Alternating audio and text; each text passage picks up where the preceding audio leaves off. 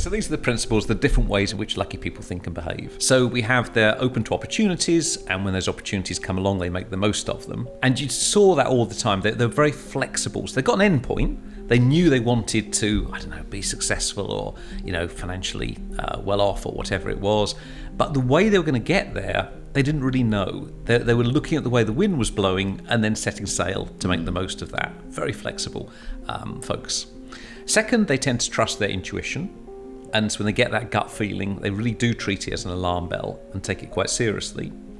Third, they're optimists.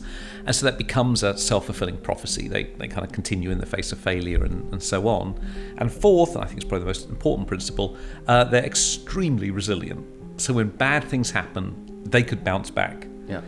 I remember I interviewed hundreds of lucky and unlucky people. One of them was this guy that was in the lucky group.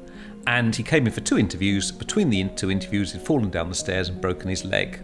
So the second interview, he comes in with his leg in a cast. Yeah. And I say, I bet you don't consider yourself quite so lucky now. And he says this wonderful answer, which still sticks with me. He said, you're kidding. He said, you never know the impact of something like this. He said, sure, it's annoying at the moment. But he said, last time I went into hospital, I fell in love with a nurse there. We were happily married 25 years later. It was the best thing that ever happened to me. He said, don't label it bad luck. You never know what's going to come from this.